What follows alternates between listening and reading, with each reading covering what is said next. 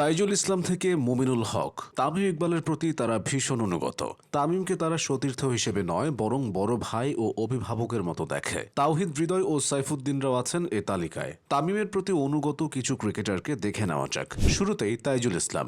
বাংলাদেশ দলে তামিমের সবচেয়ে অনুগত ক্রিকেটার তিনি। তার বিপদে তামিম পাশে দাঁড়ায়, তাই তামিমের দুঃসময়েও তাইজুল চুপ থাকেনি। তামিমকে ভারতীয় দালাল আখ্যা দেওয়ার ঘটনায় সবার আগে সরব হয়েছেন তাইজুল ইসলাম। তিনি ফেসবুকে বিষয়টির নিন্দা ও প্রতিবাদ জানিয়েছেন। তিনি ফেসবুক পোস্টে লিখেছেন, জাতীয় দলের সাবেক অধিনায়ক তামিম ইকবালকে নিয়ে বিসিবি পরিচালক এম নাজমুল ইসলামের বক্তব্যে আমি হতবাক। একজন জাতীয় দলের ক্রিকেটার সম্পর্কে বোর্ড পরিচালকের এমন শব্দচয়ন শুধু রুচিহীনতাই নয়, তা সম্পূর্ণ অগ্রহণযোগ্য এবং আমাদের ক্রিকেট সংস্কৃতির পরিপন্থী। তাইজুল ওই পরিচালকের ক্ষমা চাওয়ারও দাবি জানান। মূলত অধিনায়ক থাকাকালীন সময়ে অন্যান্য স্পিনারদের থেকে তামিম তাইজুলকে প্রাধান্য দিতেন। এমনকি ওয়ানডেতেও তামিমের কারণেই দলে এসেছিলেন তাইজুল। নাসুম, তানভীররা তখন দলে সেভাবে সুযোগ পেত না। তাইজুলকে ওয়ানডে দলে আনা নিয়ে সমালোচনা হলেও তামিম সেসবের ধার ধারেননি। 2025-এর এপ্রিলে তামিম বলেছিলেন, এই মুহূর্তে তাইজুল হচ্ছে বিশ্বের সবচেয়ে আন্ডাররেটেড বোলার। এভাবেই তামিম ও তাইজুলের সম্পর্কটা গভীর হয়েছে। তাইজুল হয়েছেন তার প্রতি ভীষণ অনুগত।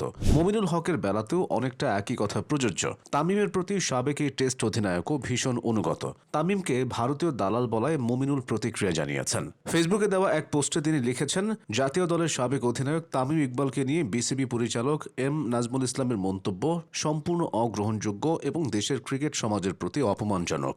একজন ক্রিকেটারের প্রতি এমন আচরণ বোর্ডের দায়িত্ব ও নৈতিকতার সঙ্গে সাংঘর্ষিক। মুমিনুলের সাথে তামিমের সখ্যতা বেশ পুরনো। দীর্ঘ সময় দুজনে জাতীয় দলে একসাথে খেলেছেন। বিশেষ করে টেস্ট ক্রিকেটে একসাথে অনেক জুটি গড়েছেন। তামিম বলতেন, মুমিনুল হচ্ছে বাংলাদেশের সেরা টেস্ট ব্যাটার। তাকে টেস্ট অধিনায়ক করার পরও তামিম সেটার সমর্থন জানিয়েছিলেন। আবার টেস্ট সেঞ্চুরি সংখ্যায় তামিমকে ছাড়িয়ে গেলেও মুমিনুল তাকে সম্মান জানিয়ে কথা বলেছিলেন। এভাবেই পরস্পর কৃতজ্ঞতা বোধ জন্মেছে তাদের মধ্যে। তামিমের প্রতি কৃতজ্ঞ ও অনুগতদের একজন তাওহিদ হৃদয়। 2025 সালের এপ্রিলে ঢাকা প্রিমিয়ার লিগের ম্যাচে আম্পায়ার সৈকতের সাথে বাগবিতণ্ডায় জড়িয়ে শাস্তির মুখে পড়েছিলেন হৃদয়, যে কারণে তার উপর নেমে আসে নিষেধাজ্ঞার খড়গ। হৃদয়ের উপর নিষেধাজ্ঞার প্রেক্ষিতে তৎকালীন বোর্ড প্রেসিডেন্ট ফারুক আহমেদের সাথে বৈঠক করেছিলেন তামিম। পাশাপাশি সাংবাদিকদের সামনে সে নিষেধাজ্ঞার সমালোচনাও করেছিলেন তিনি। তামিমের এমন ভূমিকা সে সময় বেশ বিতর্কের জন্ম দিলেও হৃদয় তাতে উপকৃত হয়েছিলেন।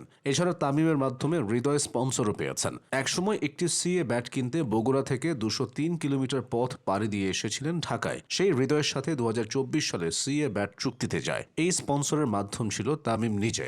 বড় ভাই তামিমের এত সব কাজে হৃদয় মুগ্ধ হয়েছেন, তাই সব সময় তার প্রতি তিনি কৃতজ্ঞ থেকেছেন। তামিমের প্রতি অনুগত ক্রিকেটারদের আরেকজন হলেন মোহাম্মদ সাইফুদ্দিন। সাইফুদ্দিন কম বেশি সব সিনিয়রকে সম্মান করেন, তবে তামিমকে যেন একটু বেশিই করেন। জাতীয় দল থেকে শুরু করে বিপিএল সব জায়গাতে দুজনেরই একসঙ্গে ম্যাচ খেলার উদাহরণ রয়েছে। এমনকি তামিমের অধীনে 2025 ঢাকা প্রিমিয়ার লিগেও খেলেছেন সাইফুদ্দিন। তামিমের অধীনেই 2024 বিপিএলে ফরচুন বরিশাল শিরোপা জিতেছিল এবং সাইফুদ্দিন ওই চ্যাম্পিয়ন দলেই ছিলেন। পরে ডিপিএলেও যখন তামিমের নেতৃত্বে খেলছেন তখন তিনি ছিলেন উচ্ছ্বসিত।